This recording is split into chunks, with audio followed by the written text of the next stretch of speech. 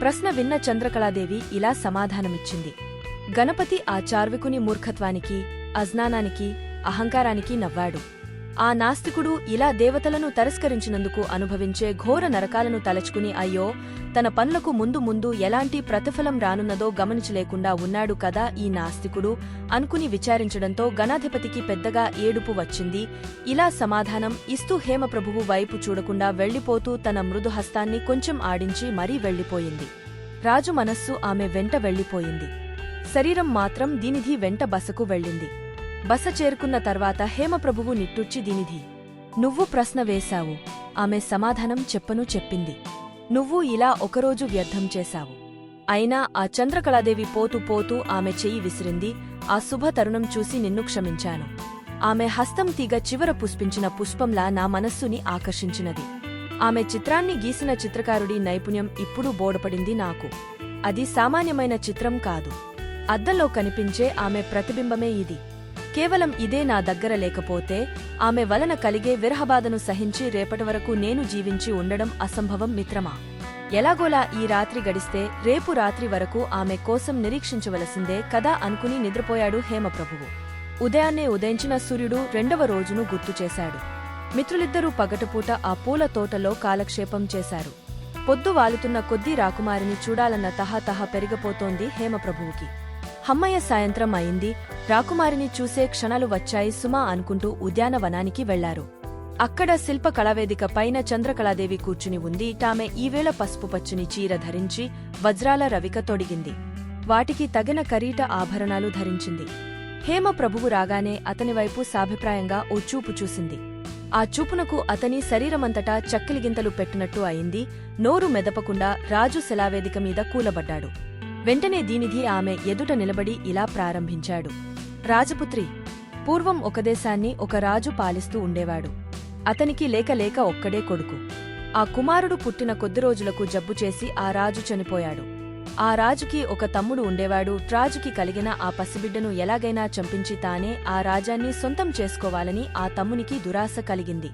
ఉపాయం ఆలోచించి ఆ పసిబిడ్డను చంపేయాలని అతను అనుకున్నాడు. ఒకనాటి రాత్రి రాజసోదరుడు కొందరు నౌకర్లకి లంచాలిచ్చి వారు బాలరాజును గదిలో ఒంటరిగా ఉంచేటట్టు చేశాడు. కొత్తగా కొలువులో చేరిన ఒక రాజపుత్రవీరుడికి కోరినంత ధనం లంచం ఇచ్చి గదిలో ఒంటరిగా ఉన్న రాజును చంపేయాలని చెప్పగా వాడు దానికి అంగీకారం. సమయం చూసి ఆ రాజు ఉన్న గదిలో మెల్లిగా ప్రవేశించాడు. అక్కడ ఒక పండు పట్టుకుని ఆడుకుంటున్న పసివాడు తప్ప ఎవరూ కనిపించలేదు. నిజానికి రాజు ఎవ్వరినేది ఆ కొత్తవానికి తెలియదు. ఎవరో యువకుడైన ఒకరాజు అక్కడికి వస్తాడు కాబోలు అని ఎదురు చూస్తూ ఉండగా బాలరాజు ఆడుకుంటున్న పండు దొర్లి ఆ వీరుడి కాళ్ల వద్దకు వచ్చింది. చేతిలో పండు జారిపోవడంతో బాలరాజు కెవ్వుమన్నాడు. ఇంతలో ఆ వీరుడు ఆ పండును బాలరాజు వద్దకు దొర్లించాడు. బాలరాజు దానిని పట్టుకుని సంతోషం కొద్దీ కెలకిలా నవ్వుతూ రెండు చేతులతో చప్పట్లు కొట్టాడు. ఇది చూసి వీరుడు కూడా బాలరాజుతో ఆడుకుంటున్నాడు. కొంతసేపటికి సేవకులు వచ్చి నువ్వు ఎవరు? ఇక్కడకు ఎందుకు వచ్చావు అని నిలదీశారు. నేను వార్తాహరుడిని. నా యజమాని నుంచి రాజుగారికి ఒక వార్త తెచ్చాను అని అతను అన్నాడు. వాళ్లు పకాపకా నవ్వి రాజుగారికా వార్తా? ఆయన ఎప్పుడో గతించారు. ఇప్పుడున్న రాజు ఈ పసివాడే అన్నారు ఆ సేవకులు. ఆ వీరుడు తెల్లబోయి కంగారు పడ్డాడు. ఆ వీరుడు బాలరాజుకి అపాయం తలపెట్టడానికి వచ్చాడని తలచి నలుగురు 4 దెబ్బలు తగిలించారు. కాని ఆ వీరుడు కూడా ఓరుకోకుండా వీరిని కొట్టి తప్పించుకుని పారిపోయాడు. ఇక అక్కడ ఉంటే ప్రమాదమని తలచి కొలువు వదులుకుని ఊరు వదిలి పారిపోయాడు ఆ వీరుడు. ఈ ప్రయత్నం వ్యర్థం కావడంతో మరో ఉపాయం ఆలోచించాడు రాజు సోదరుడు. అతడు దొంగల జట్టుకి డబ్బు ఇచ్చి ఊరు ఆవల ఉండమని, బాలరాజు సేవకులతో ఊరికి దూరంగా ఉన్న గుడికి వస్తాడని, తిరిగి వచ్చేటప్పుడు బాలరాజుని ఎలాగైనా చంపేయాలని ఆ దొంగల జట్టుకి పురమాయించాడు. ఆ దొంగల జట్టు సరే అని అంగీకరించింది. రాజు సోదరుడు పురమాయించిన దొంగల జట్టు అక్కడకు చేరుకోకమునుపే మరోగా దొంగల గుంపు సేవకులను, బాలరాజును అటకాయించి తమ సంగతి బయట పడకుండా ఉండడానికి గాను సేవకులను చంపివేసింది. తా సేవకులలో ఒకడు మాత్రం దొరకకుండా పారిపోయాడు. నోరు వాయిలేని ఆ పసిబిడ్డ ఏమీ చెప్పగలడనే ఉద్దేశ్యంతో ఆ దొంగలు బిడ్డను అక్కడే వదిలిపెట్టి పారిపోయారు. ఆ తర్వాత తప్పించుకు పారిపోయిన సేవకుడు వచ్చి ఆ బిడ్డను గుడ్డలతో కప్పి ఒక బీదవాడి వేషంలో ఊళ్ళోకి చేరాడు. లంచం ఇచ్చిన దొంగల జట్టు ఎంతసేపు చూసినా ఆ దారిలో రాలేదు. వాళ్లు బాలరాజుని గుడ్డలతో కప్పి తీసుకుపోవడం చూశారు కాని వాడెవడో ముష్టివాడు కాబోలు అలా పోతున్నాడు అనుకుని ఊరుకున్నారు. మొత్తానికి ఈ ప్రయత్నం కూడా బెడిసికొట్టింది. ఇలా కాదులే అని ఈసారి రాజు సోదరుడు వంటమనిషికి డబ్బు లంచంగా ఇచ్చి బాలరాజు తాగు పాలలో విషం కల్పించాడు.